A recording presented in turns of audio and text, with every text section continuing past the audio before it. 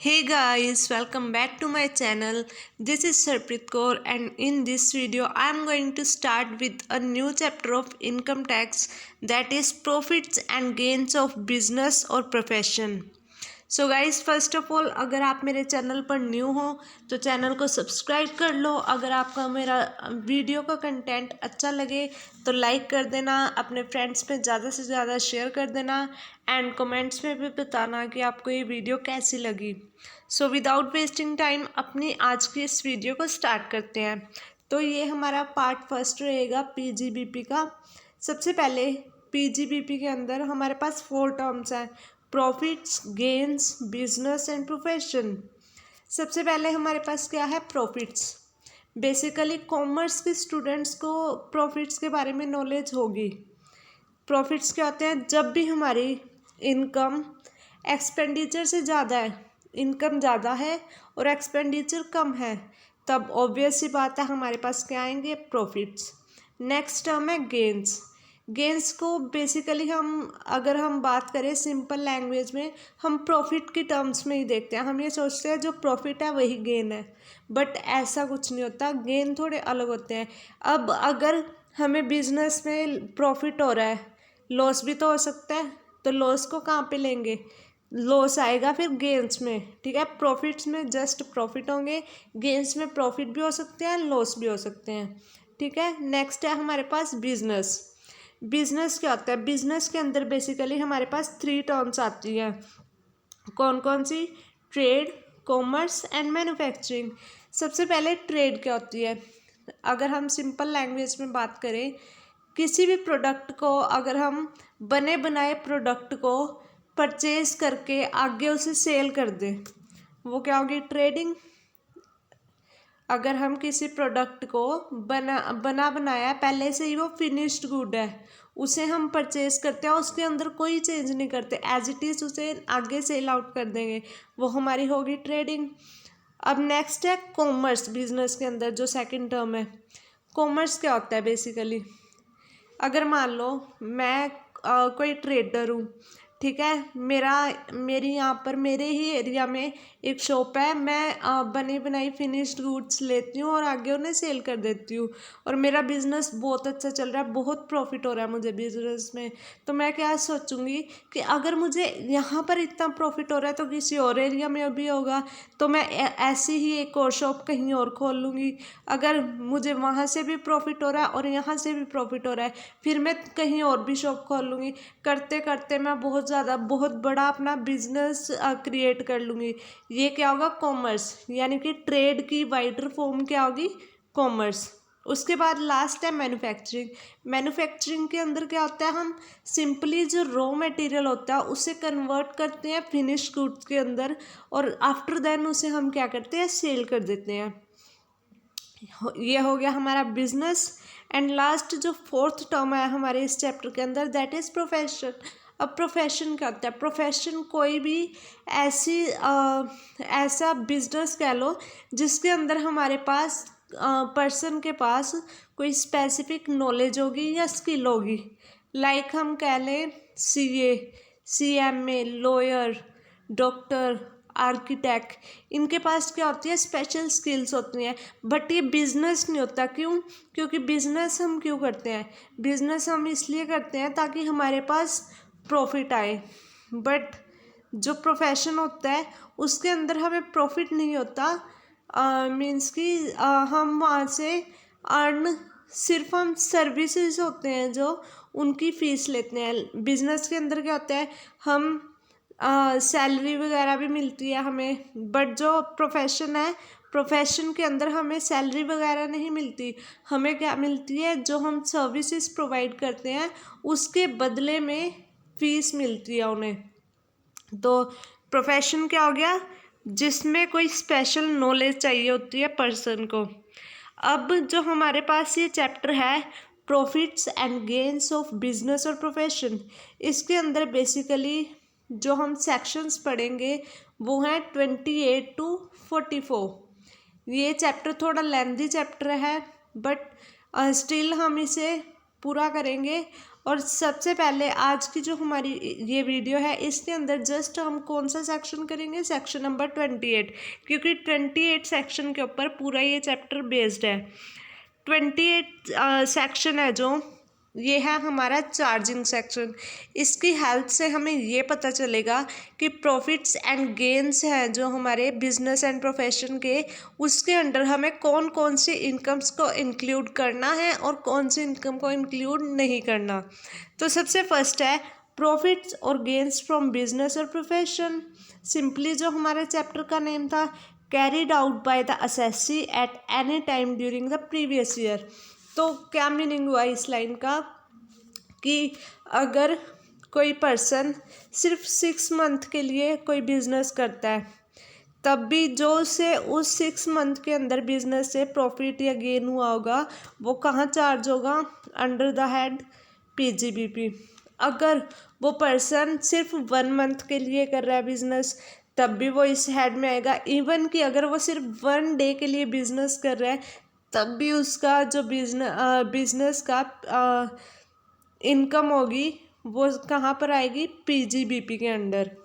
उसके बाद नेक्स्ट है हमारा पॉइंट कंपनसेशन। सबसे पहले कंपनसेशन, अगर सिंपली हम वर्ड्स अपने वर्ड्स में देखें क्या होती है कंपनसेशन, जब हमें कहीं से कुछ एक्स्ट्रा मनी मिलती है, यही होती है कंपनसेशन।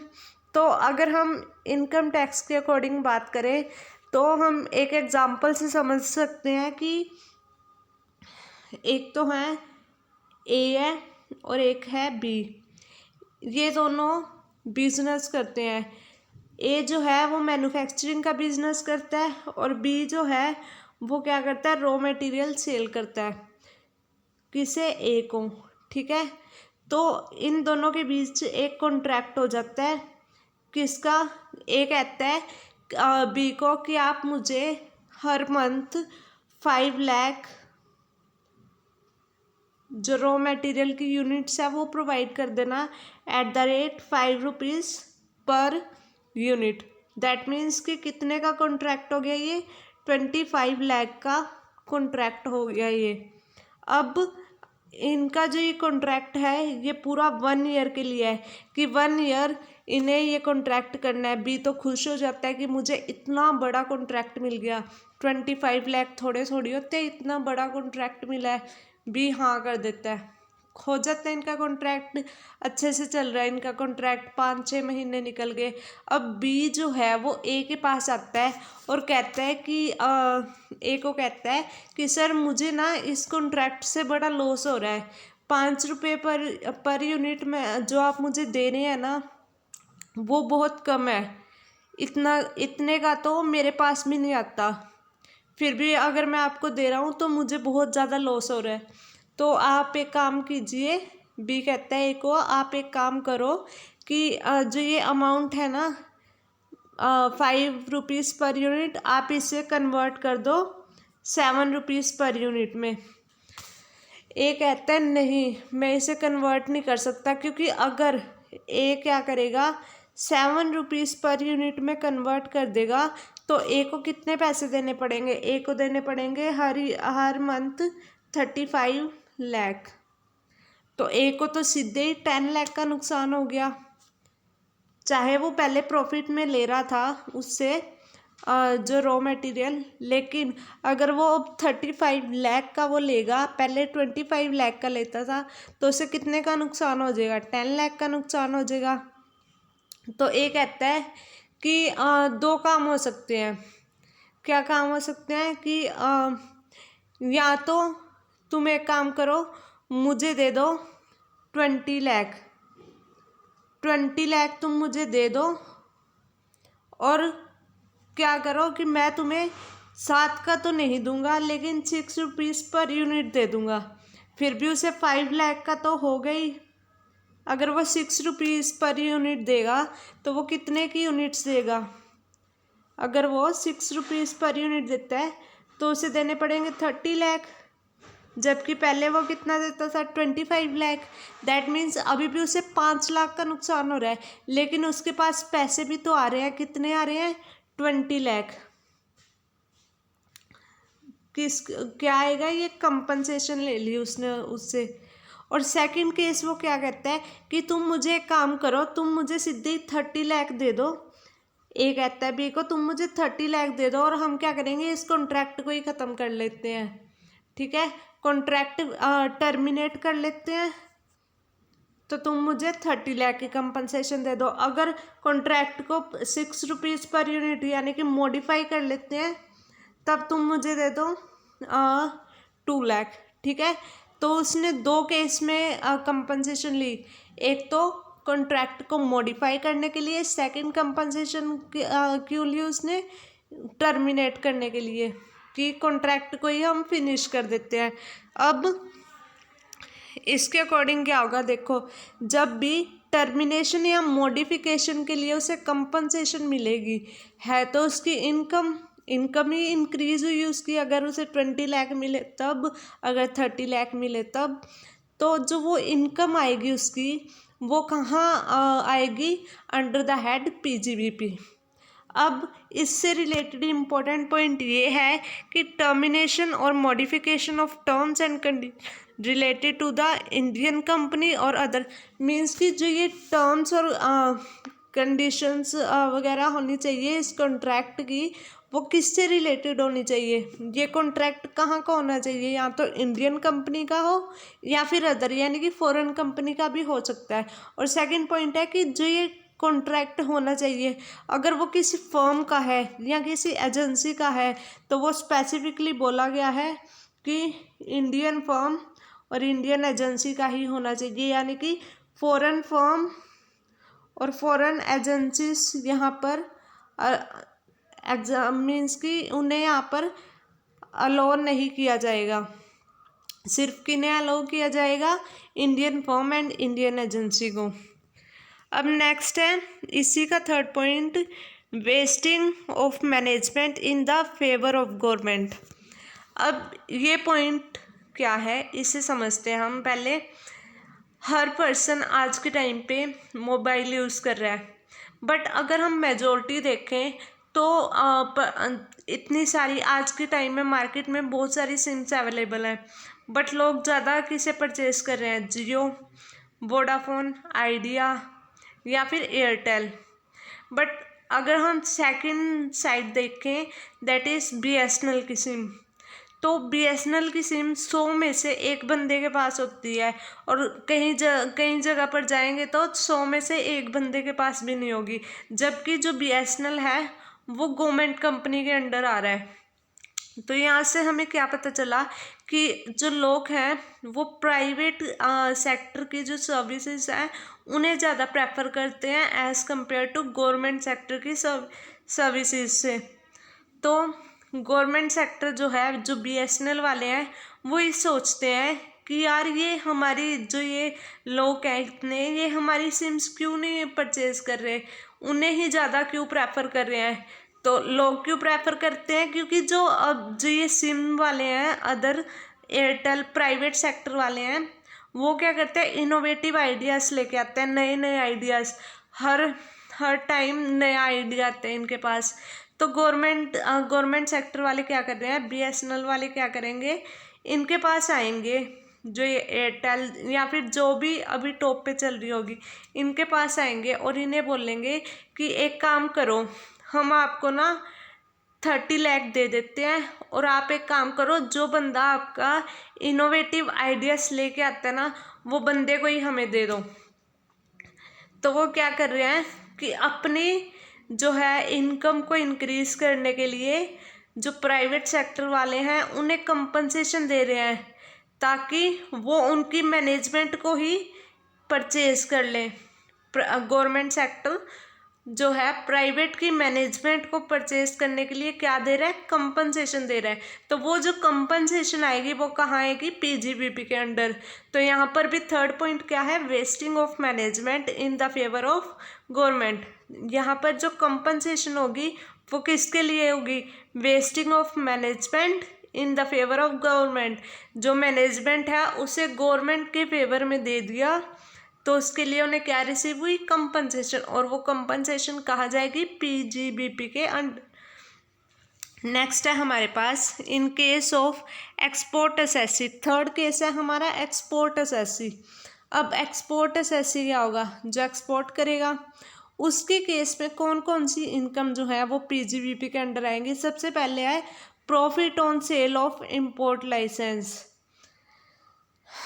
इस क्या मीनिंग हुआ इस लाइन का कि अगर हम सिंपली इससे यही पता चल रहा है कि हमने इंपोर्ट लाइसेंस सेल कर दिया और उससे जो प्रॉफिट हुआ।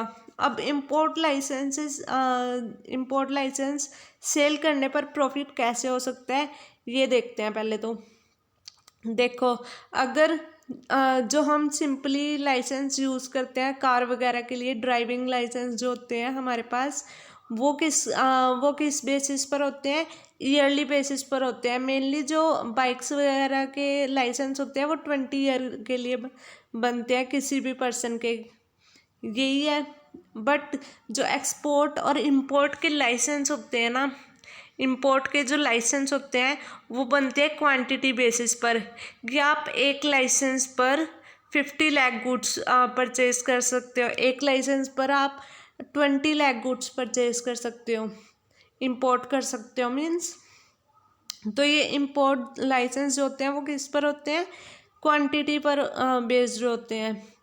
तो अब एक्सपोर्टर जो है वो क्या करता है, मान लो वो 20 लाख वाला लाइसेंस है उसका और उसने 15 लाख गुड्स परचेज कर ली, 5 लाख गुड्स का अभी भी उसके पास जो है वो बचा हुआ है लाइसेंस। तो वो क्या करता है, अगर वो परचेज करना चाहे तो कर सकता है, बट अगर वो चाहे कि वो उसे परचेज नहीं करना, और वो क्या करेगा, अपने लाइसेंस किसी और को सेल कर देगा कि चल तूने लाइसेंस क्या बनवाना है, तू 5 लाख के गुड्स मेरे लाइसेंस पर परचेज कर लियो।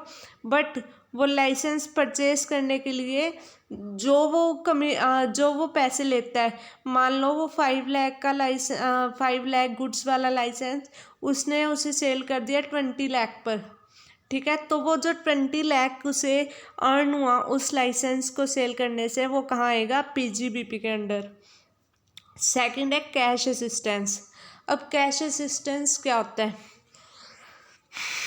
कैश असिस्टेंस को अगर हम सिंपली वर्ड्स में देखें, सबसे पहले जो हमारी इंडिया की गवर्नमेंट है वो क्या चाहती है, इंडिया की गवर्नमेंट चाहती है कि जो हमारा मार्केट है, इंडियन मार्केट है, वो फॉरेन में भी ग्रो करे, ये ऐसे ही कुछ है।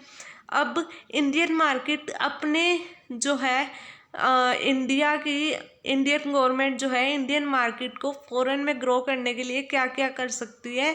अब देखो, कोई एक्सपोर्टर है वो अमेरिका में एक्सपोर्ट कर रहा है गुड्स, या फिर वहीं पर अमेरिका में इंडिया की तरफ से गया हुआ है और वहाँ पर मार्केट में गुड्स बनाता है और सेल भी करता है 20 रुपीज़ पर जो है वो यूनिट। अब जो वही सेम प्रोडक्ट कोई अदर कंपनी भी अदर कंट्री भी बनाती है, किसके ऊपर, 16 रुपीज़ पर यूनिट के ऊपर। तो गवर्नमेंट क्या कहती है उस एक्सपोर्टर को कि तुम एक काम करो, जो ये गुड्स है ना इन्हें 16 रुपीज़ पर यूनिट पर बेचो। एक्सपोर्टर कहता है कि मैं ये नहीं बेच सकता। क्यों नहीं बेच सकता, वो कहता है कि 17 रुपीज़ तो मुझे 17 रुपीज़ तो मेरी उस पर ही लग जाते हैं, मीन्स कि रॉ मटेरियल वगैरह प्रोडक्शन पे ही लग जाते हैं 17 रुपीज़, और बाकी जो 3 रुपीज़ है ये मेरा मार्जिन प्रॉफिट है। तो गवर्नमेंट क्या कहती है कि चलो तुम अपने मार्जिन प्रॉफिट को थोड़ा कम कर लो। वो कहता है चलो मैं मार्जिन प्रॉफिट को 1 रुपीज़ भी कर लेता हूँ, तब भी मेरा जो प्रोडक्ट है वो 18 रुपीज़ पर यूनिट में जाएगा। 17 उसके प्रोडक्शन के और 1 रुपीज़ को किसका, उसकी जो प्रॉफिट है उसका। तो गवर्नमेंट क्या कहती है, तुम एक काम करो, वहाँ की जो मार्केट है वहाँ पर तुम वो प्रोडक्ट 16 का सेल आउट करो, ठीक है। वो प्रोडक्ट तुम 16 का सेल आउट करो, और जो 2 रुपीज़ तुम्हारे रह जाते हैं, 18 रुपीज़ का प्रोडक्ट बन रहा था उसका, जो 2 रुपीज़ तुम्हारे रह जाएंगे ना, वो 2 रुपीज़ हम प्रोवाइड कराएंगे तुम्हें। जितना भी तुम्हारी सेल होगी ना, तुम अपनी सेल की प्रॉपर हमें बता देना कि कितने तुम्हारी यूनिट्स बिकी हैं वहाँ पर, और उसके हिसाब से हम तुम्हें 2 रुपीज़ पर यूनिट प्रोवाइड करा देंगे। ये क्या हुई, कैश असिस्टेंस, मीन्स कि अपने मार्केट को कहीं और ग्रो करने के लिए गवर्नमेंट उन्हें क्या दे रही है, कैश असिस्टेंस दे रही है एक्सपोर्टर को। नेक्स्ट है ड्यूटी ड्रॉबैक। सबसे पहले जो ड्यूटी ड्रॉबैक होता है वो मिलता है हमें इंपोर्ट पर। इंपोर्ट पर कैसे मिलता है, मान लो इंडिया कोई प्रोडक्ट बेच रहा है किसी फॉरेन कंट्री में, ठीक है, और वो प्रोडक्ट अगर हम इंडिया के ही रॉ मटेरियल को यूज़ करके बनाते हैं तो बहुत ज़्यादा मीन्स कि बहुत ज़्यादा उसके ऊपर चार्जेस आते हैं। बट अगर हम उसे कहीं से इंपोर्ट करके बनाए ना तो उसके चार्जेस कम आते हैं। तो इंडिया क्या करता है, किसी कंट्री से जहाँ पर सबसे जो है रीजनेबल प्राइस, सबसे कम प्राइस पर हमें वो प्रोडक्ट मिलता है, वहाँ से वो प्रोडक्ट मंगा लेता है, ठीक है। और कहाँ सेल आउट करता है, उससे पहले प्रोडक्ट बनाता है और सेल आउट कर देता है, फर्दर उसे एक्सपोर्ट कर देता है किसी अदर कंट्री में। तो जब सबसे पहले उसने क्या किया, इंपोर्ट की गुड्स, उसके बाद क्या की, एक्सपोर्ट की, ठीक है। तो जब वो इंपोर्ट करेगा तब भी उसके ऊपर ड्यूटी चार्ज होगी, ठीक है, टैक्स चार्ज होगा। और जब वो एक्सपोर्ट करेगा तब भी उसके ऊपर टैक्स चार्ज होगा। तो वो क्या कहते हैं, एक्सपोर्टर क्या कहता है कि मैं टैक्स तो एक बार पे करूँगा, और गवर्नमेंट भी उसे ये फैसिलिटी प्रोवाइड करती है कि अगर आपने एक बार इंपोर्ट किया और दूसरी बार एक्सपोर्ट किया है तो जब आप टैक्स तो आपको दोनों बार देना पड़ेगा, इंपोर्ट के टाइम भी और एक्सपोर्ट के टाइम भी। बट जब आपका एक्सपोर्ट हो जाए तो आप अपनी दोनों रिसिप्ट वगैरह दिखाकर जो इंपोर्ट के टाइम पर आपने टैक्स पे किया वो आप वापस ले सकते हो। ये क्या हो गया, ड्यूटी ड्रॉबैक होगी। जो उसने इंपोर्ट के टाइम पे टैक्स पे किया था वो उसे वापस मिल जाता है आफ्टर एक्सपोर्ट। और जो वो उसे टैक्स वापस मिलेगा वो भी तो उसकी इनकम हुई, वो इनकम कहाँ पर जाएगी, पीजीबीपी के अंडर। उसके बाद है profit on transfer of duty entitlement passbook. ये भी टैक्स का ही एक फॉर्म होता है। इसके अंदर गवर्नमेंट क्या करती है, एक्सपोर्टर्स को ये फैसिलिटी देती है, जो मीन्स कि गवर्नमेंट उन्हें टैक्स भी प्रोवाइड करा देती है, लाइक जो बहुत ही क्रूशल आइटम्स के ऊपर, आइटम्स को जो है एक्सपोर्ट इंपोर्ट करते हैं, जैसे नेचुरल गैसेस वगैरह होगी, तो उनके लिए जो टैक्स वगैरह होते हैं पे तो वही करते हैं, एक्सपोर्टर ही पे करता है। लेकिन पे वो कैसे करते हैं कि गवर्नमेंट उन्हें एक पासबुक प्रोवाइड करा देती है जिसके अंदर जितना टैक्स होता है ना उतनी अमाउंट गवर्नमेंट ट्रांसफ़र कर देती है, और वो गवर्नमेंट ने जो ट्रांसफ़र किया अमाउंट उसी से एक्सपोर्टर अपना टैक्स पे करता है। तो जो ये अमाउंट है ये भी तो उसके लिए इनकम हुई, तो ये अमाउंट भी कहाँ जाएगी, पीजीबीपी के अंडर। तो एक्सपोर्ट एसएससी की हमने 4 इनकम्स पढ़ी। फर्स्ट है profit on sale of import licence, then है कैश असिस्टेंस फॉरेन मार्केट वाली, थर्ड है ड्रॉबैक, ड्यूटी ड्रॉबैक। ये कौन सी होती है, इंपोर्ट में मिलती है जब हम एक्सपोर्ट भी करते हैं सेम प्रोडक्ट को। उसके बाद है profit on transfer of duty entitlement government passbook. ये कौन सी होती है, जो गवर्नमेंट उन्हें पासबुक प्रोवाइड करा देती है। नेक्स्ट हमारा 4th पॉइंट है बेनिफिट और परक्विसिट अराइजिंग फ्रॉम बिजनेस और प्रोफेशन। अब हमें बेनिफिट या फिर परक्विसिट क्या होते हैं सबसे पहले यही समझ लेते हैं। अगर मान लो कोई पर्सन किसी कंपनी में बहुत अच्छी सर्विसेज प्रोवाइड करवा रहा है तो रिटर्न में कंपनी भी उन्हें कुछ बेनिफिट देती है। किस टाइप के बेनिफिट होते हैं, लाइक उन्हें बोल दिया कि चलो आपका स्विट्ज़रलैंड का फ्री ट्रिप दे दिया, 1 मंथ का आपके पास स्विट्ज़रलैंड का फ्री ट्रिप है, और आपका वहाँ पर खाना पीना रहना सहना सब कुछ फ्री है, जाओ और 1 मंथ एंजॉय करो और फिर वापस आ जाओ। तो ये क्या हुआ कि वो पर्सन कंपनी को बहुत अच्छी सर्विसेज दे रहा था, इसके बदले में कंपनी ने उसे बेनिफिट या परक्विसिट दे दिया। अब वो घूम घाम के वापस आ जाता है। जब वो वापस आता है तो इनकम टैक्स वाले नहीं छोड़ते उन्हें। क्यों नहीं छोड़ते कि बेनिफिट या फिर परक्विजिट किसने दिया, कंपनी ने दिया। वो जब भी स्विट्ज़रलैंड गया, जाने का खर्चा, आने का खर्चा, उसके रहने का, खाने पीने का, सारा जितना भी खर्चा हुआ किसने किया, कंपनी ने किया। बट जितना मान लो उसका 10 लाख का खर्चा हो गया वहाँ पे, उसकी जेब से एक पैसा नहीं गया, बट जो उसके ऊपर टैक्स लगेगा 10 लाख के ऊपर, वो टैक्स कंपनी नहीं पे करेगी। कंपनी ने सिर्फ वो 10 लाख पे किए, उसे क्या दिया, बेनिफिट दिया।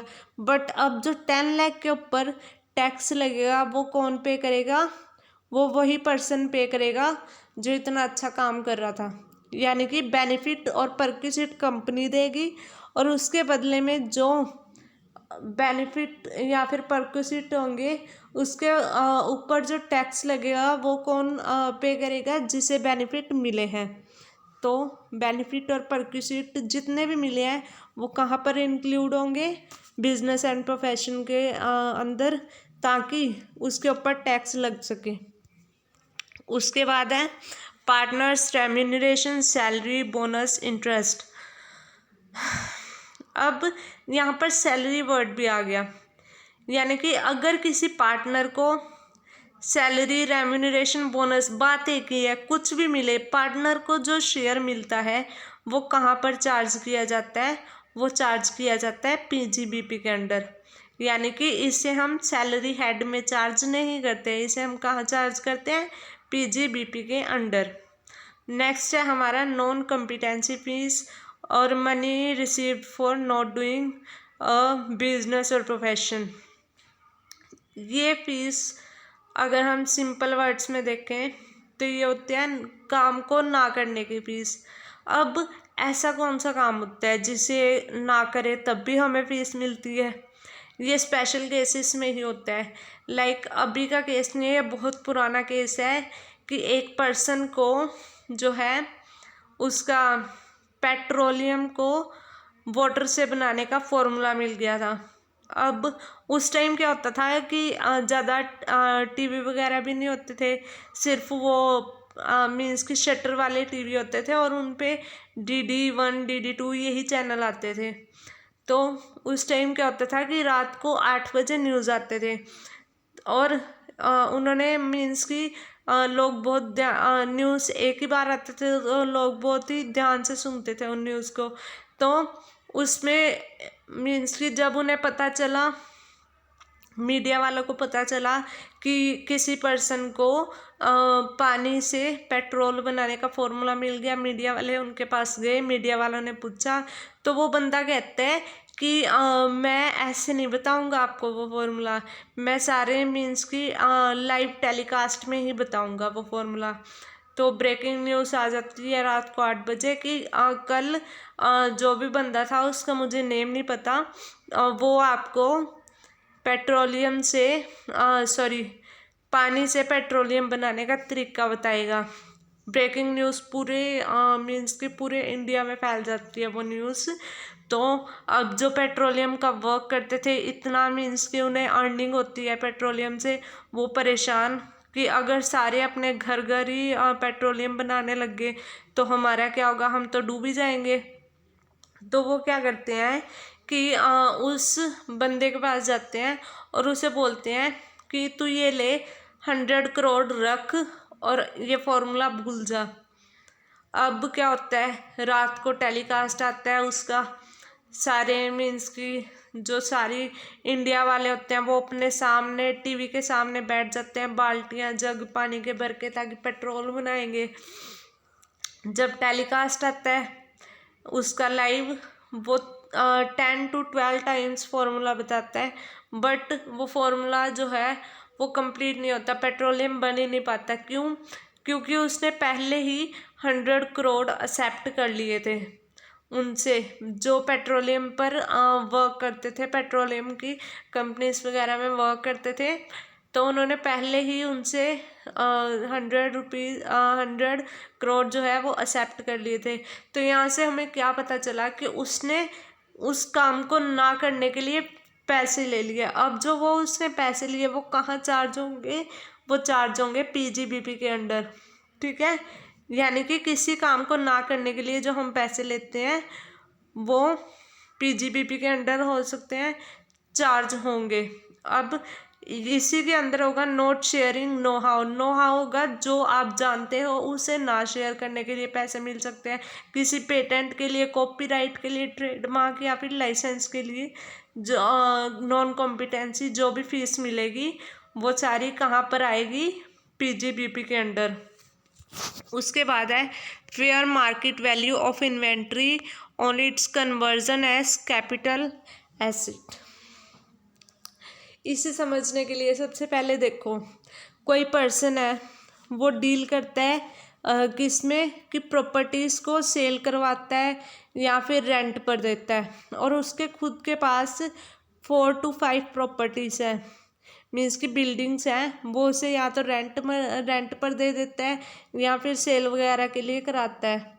अब उसके मीन्स कि उसका मन किया, 10-15 साल से वो यही काम कर रहा था, उसका मन किया, उसने क्या किया कि ये काम ही छोड़ दिया, अपनी 4 प्रॉपर्टीज बेच दी और जो वो एक बिल्डिंग थी उसी में वो रहने लग गया, रेंट पर नहीं दी, रहने लग गया। अब यहाँ पर क्या होगा कि उसने जो अपनी इन्वेंट्री थी, जब वो सेल परचेज करता था या फिर जो है वहाँ रेंट के लिए देता था, तो उस टाइम जो वो बिल्डिंग्स थी उसके लिए वो क्या था, उसके लिए स्टॉक या फिर इन्वेंट्री, क्योंकि उससे क्या हो रहा था, उसे अर्निंग हो रही थी उस टाइम, उसके लिए वो स्टॉक या इन्वेंट्री थी। और जब वो अपना वो काम छोड़कर उसी घर में रहने लग गया, अब उसके लिए वो क्या होगी, कैपिटल एसेट होगी, मीन्स कि उसकी जो है प्रॉपर्टी बन गई। वो पहले क्या थी, वो उसके लिए स्टॉक था, अब क्या होगी, प्रॉपर्टी होगी। तो कन्वर्जन के टाइम पर जो उसकी फेयर वैल्यू होगी वो कहाँ पर आएगी, वो आएगी पीजीबीपी के अंडर। नेक्स्ट है एनी सम रिसीव्ड अंडर कीमैन इंश्योरेंस। अगर इस स्पेशल पॉलिसी के अंडर कोई बोनस वगैरह रिसीव होता है वो भी कहाँ जाता है, इनका बिजनेस एंड प्रोफेशन के अंदर। और लास्ट है income from trade association, means कि किसी भी बिजनेस या प्रोफेशन से कोई भी आपको इनकम हो रही है वो कहाँ आएगी, पीजीबीपी के अंडर। तो ये था हमारा सेक्शन 28, जिसके अंडर हमने क्या सीखा। सबसे पहले कौन सी सेक्शन 28 के अंदर सबसे पहले था profits and gains from business and profession. Next point हमने क्या सीखा, नेक्स्ट पॉइंट सीखा हमने कंपनसेशन। थर्ड पॉइंट हमने क्या सीखा, export assessee. Next fourth point जो था हमारा वो क्या था, हमारा बेनिफिट्स एंड परक्विजिट्स, जो कहाँ से अराइज हो रहे थे, किसी कंपनी से अराइज हो रहे थे। नेक्स्ट पॉइंट जो हमने सीखा वो हमने क्या सीखा यहाँ पर, कि किसी भी पार्टनर को जो रेम्यूनरेशन या सैलरी मिलेगी वो कहाँ आएगी, पीजीबीपी के अंडर। उससे नेक्स्ट हमने सीखा नॉन कॉम्पिटेंसी फीस किसी भी पर्सन को अगर मिलेगी तो वहाँ कहाँ पर आएगी, पीजीबीपी के अंडर। उसके बाद हमने क्या देखा कि कोई भी कीमैन इंश्योरेंस पॉलिसी से बोनस या फिर कोई भी अर्निंग होगी वो कहाँ जाएगी, पीजीबीपी के अंडर। एंड लास्ट है किसी भी बिजनेस या फिर प्रोफेशन एक्टिविटी से हमें कोई भी इनकम अर्न होगी तो वो कहाँ जाएगी, पीजीबीपी के अंडर। तो ये था हमारा सेक्शन नंबर 28। आज के लिए बस इतना ही, मिलते हैं नेक्स्ट वीडियो के लिए, तब तक के लिए bye bye, have a great day ahead.